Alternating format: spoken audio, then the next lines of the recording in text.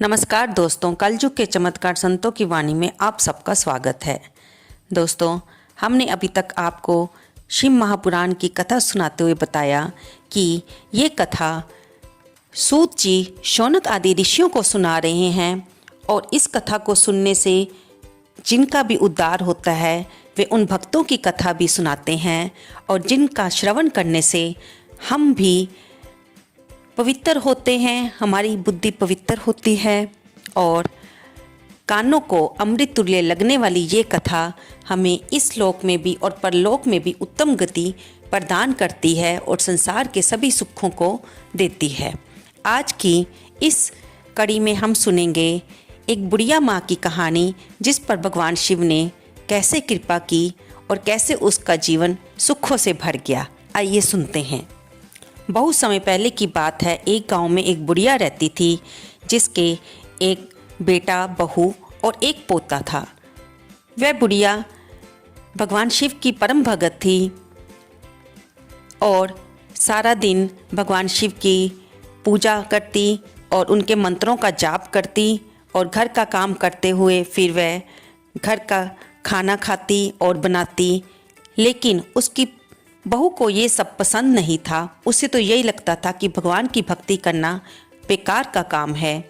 वह जब उसका बेटा और पोता घर से चले जाते तो वह अपनी सास के साथ लड़ाई करती कि तू सारा दिन वेली बैठकर ये पूजा पाठ में लगी रहती है और खाली बैठकर खाना खाती रहती है, घर का कोई काम भी किया करो। इससे बुढ़िया का मन बहुत ही दुखी रहता। रोज रोज के बहू के इस व्यवहार से वह तंग आ चुकी थी। लेकिन अब इस पिछली उम्र में, बुढ़ापे की उम्र में, वह अपने घर में अपने बेटे को ये बातें बताकर क्लेश नहीं डालना चाहती थी। एक दिन उसने अपनी एक सहेली से बात की कि कैसे उसके घर में इस बात की लड़ाई होती है, भगवान के बारे में उसको बोला जाता है, जिसे सुनकर उसे बिल्कुल भी अच्छा नहीं लगता। तब उसकी सहेली ने उसे एक उपाय सुलझाया कि बहन, तुम ऐसा करो, अपनी बहू को कहो कि घर में के बाहर गांव में कीर्तन हो रहा है और आज से मैं रोज़ कीर्तन सुनने जाऊंगी। तुम उससे अपनी एक समय की रोटी लेकर बांध लेना और घर के से बाहर निकलकर गांव के बाहर जो अपना मंदिर है वहां पर चली जाना और बड़े आराम से भगवान शिव की पूजा करना और वहीं पर खाना खाकर तुम शाम ढले ही घर वापस आना। ऐसा करने से तुम्हारे मन को भी दुख नहीं होगा और तुम्हें किसी क्लेश का सामना भी नहीं करना पड़ेगा। बुढ़िया को अपनी सखी की ये बात बहुत बढ़िया लगी कि रोज रोज की चिक से उसे छुटकारा मिल जाएगा। उसने ऐसा ही किया। उसने अपनी बहू को बोला कि बहू, कल से मैं गांव के बाहर जो कीर्तन हो रहा है वह सुनने जाया करूंगी और शाम को ही वापस आऊंगी। तुम ऐसा करना, मेरे दोपहर के लिए एक वक्त की रोटी मुझे कल से बांध कर दे देना, मैं वहीं पर ही रोटी खा लिया करूंगी, इसलिए तुम मेरी चिंता मत करना। बहू मन ही मन ये सुनकर खुश हो गई कि रोज के पूजा पाठ से उसे भी छुटकारा मिल जाएगा। उसने अगले दिन बुढ़िया को रोटी बांध दी। बुढ़िया वह रोटी लेकर चल दी और गांव के बाहर मंदिर में जाकर उसने पहले की तरह भगवान शिव की पूजा की, उन्हें दीपदान किया, उनके मंत्रों का जाप किया। दोपहर होने पर उसने पोटली खोली, रोटी खाई और कुछ देर आराम कर शाम को फिर पूजा की और सूरज ढले घर वापस आ गई। अब रोज़ जब वह जाने लगी और बहू को भी ये यकीन हो गया कि बुढ़िया शाम ढले पर ही घर आती है, उसने अब पीछे से अपने मायके वालों को बुलाना शुरू कर दिया और रोज़ उन्हें पूरी पकवान बनाकर खिलाने लगी। उसके मायके वाले भी खुश और इधर से बुढ़िया को कुछ भी ना पता चला। वह तो रोज़ भगवान शिव की पूजा करके उनसे रोज़ प्रार्थना करती कि उसकी बहू को सद्बुद्धि दे, ताकि उसको भी पूजा पाठ करना अच्छा लगे और उसके पुत्र और पोते को प्रभु बहुत तरक्की दे।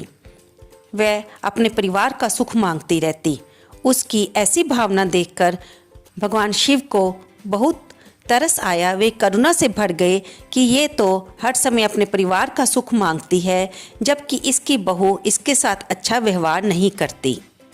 बहू ने धीरे धीरे अपनी सास को बासी रोटी देनी शुरू कर दी और अपने मायके वालों को खीर पूड़ी पकवान बनाकर खिलाती। बुढ़िया जब वहाँ पर अपनी पोटली खोलती और बासी रोटी देखकर उसे दुख तो होता, लेकिन वह कुछ ना कहती। वह सिर्फ भगवान से इतनी ही प्रार्थना करती कि उसकी बहू को सद्बुद्धि दे। भगवान भोलेनाथ ये सब देख रहे थे। उनका मन तो करुणा से भर गया और उन्हें अपनी भगत पर दया आ गई। उन्होंने उसकी बहू को सबक सिखाने की सोची। अब बहू जब बासी रोटी अपनी सास को बांध देती और पीछे से पकवान बनाती और जब मायके वालों को पकवान परोसती तो वे पकवान बासी रोटी में बदल जाते। और इधर बुढ़िया जब अपनी पोटली को खोलती तो उसे उसमें पकवान, खीर और पूड़ी मिलती। वह उसे खाकर प्रसन्न होती कि शायद उसकी बहू को अब अकल आ गई है और वह इस बात से खुश है कि बुढ़िया घर पर नहीं रहती, इसलिए उसने उसे पकवान देने शुरू कर दिए हैं। और उधर जब 4-5 दिन ऐसा चला तो बहू के मायके वाले उससे रुष्ट हो गए कि तू हमें भिखारी समझती है जो बासी रोटी हमें खिलाती है और इसे खाने के लिए हमें अपने घर पर बुलाती है। आज से हम तेरे घर नहीं आएंगे। बहू को भी ये बातें समझ नहीं आ रही थी। उसने उन्हें कहा कि मैं तो खीर पूरी पकवान बनाती हूँ, तुम अपनी आंखों से ही देख लेना। अगले दिन उसने अपने परिवार वालों को पहले बुला लिया और उनके सामने खीर पूरी पकवान बनाए, लेकिन जैसे ही वह उन्हें खिलाने के लिए उनकी पत्तल में परोसने लगी, वे सभी पकवान बासी रोटी में बदल जाते। बहू फिर ये देखकर हैरान हो गई और उसके मायके वाले उससे नाराज होकर उठकर चले गए। बहू को कुछ भी समझ नहीं आ रहा था। उसे लगा कि उसकी सास कुछ जादू टूना भी जानती है और तभी तो ये बासी रोटी जो कि वह बुढ़िया को देती है और उसके पकवान बनाने पर भी वह उसी बासी रोटी में बदल जाते हैं। वह कुछ दिन तो चुप रही, लेकिन उसके पेट में ये बात ना टिकी और उसने अपने मायके वालों की बात छुपाकर बाकी सारी बात अपने पति को बता दी कि तुम्हारी माँ जादू टूना करती है, मैं तो घर में रोटी बनाती हूँ और वह पकवान रोज बासी रोटी में बदल जाते हैं। तुम्हारी बुढ़िया माँ मुझे पसंद नहीं करती, शायद इसीलिए वो मेरे साथ ऐसा करती है। बेटे को ये सभी बातें सुनने में अच्छी तो ना नहीं लगी, लेकिन फिर भी उसने सोचा कि मुझे इस बात का पता लगाना चाहिए। उसने अगले दिन अपनी पत्नी को बिना बुलाए हुए छुपकर वह सारी बात देखने के लिए घर पर ही रह गया। उसने देखा कि उसकी माँ को उसकी पत्नी ने बासी रोटी बांध दी है और वह घर से बाहर चली गई है।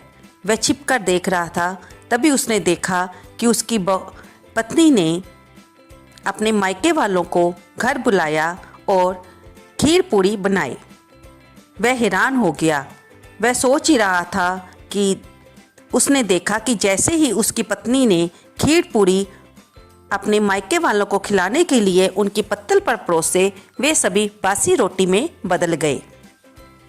वह ये देखकर हैरान हो गया कि उसकी पत्नी तो सच ही ये बात कह रही थी।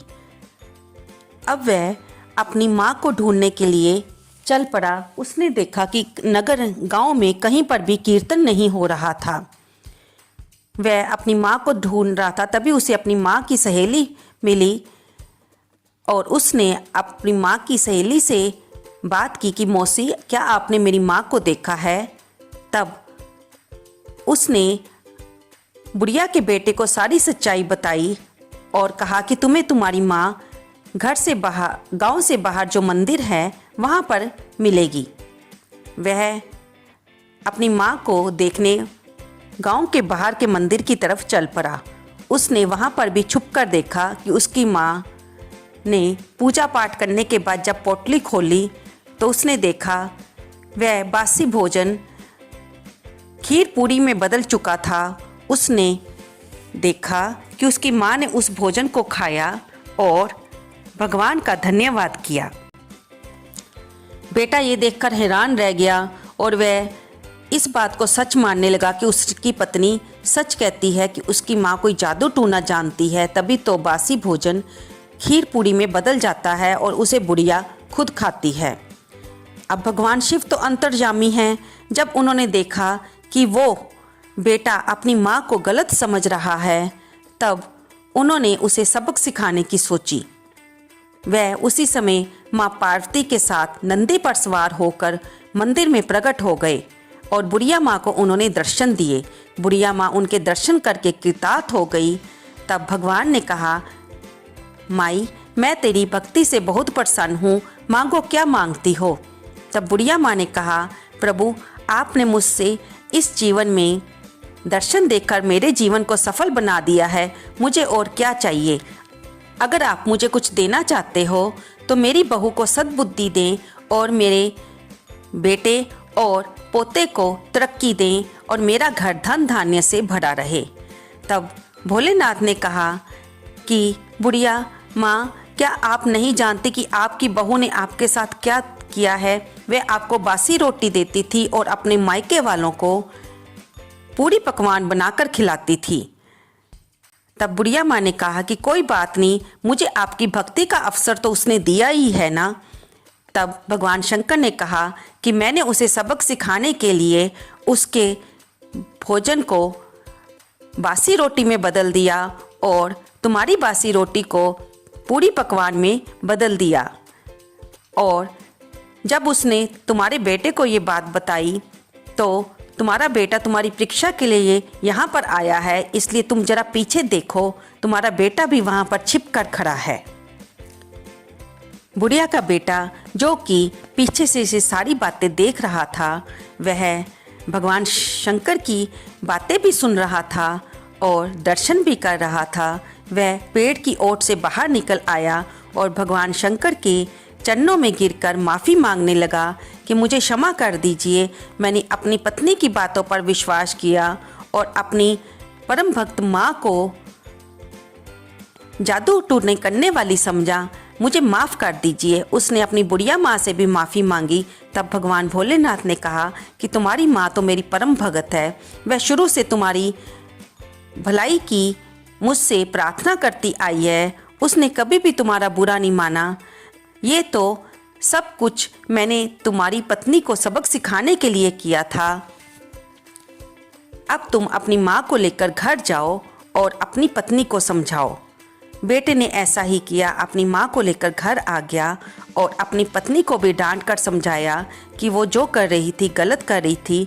ये तो भगवान भोलेनाथ की कृपा से हो रहा था, अगर वे रुष्ट हो गए तो हमारा कुछ भी नहीं बचेगा, तुम संभल जाओ। अब उसकी पत्नी भी भगवान भोलेनाथ के डर से सारी बात को समझ गई और उसने अपनी सासू माँ से क्षमा मांगी कि आज से वह उनकी भक्ति में कभी भी बाधा नहीं डालेगी और वे घर पर रहकर ही पूजा पाठ कर सकती हैं।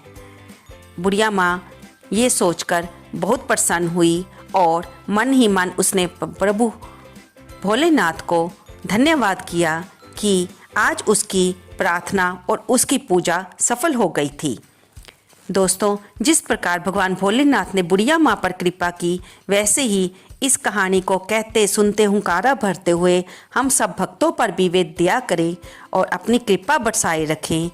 आपको ये कहानी कैसी लगी, कृपया इसे लाइक करें, शेयर करें और कमेंट बॉक्स में जय भोलेनाथ लिखना ना भूलें। धन्यवाद दोस्तों।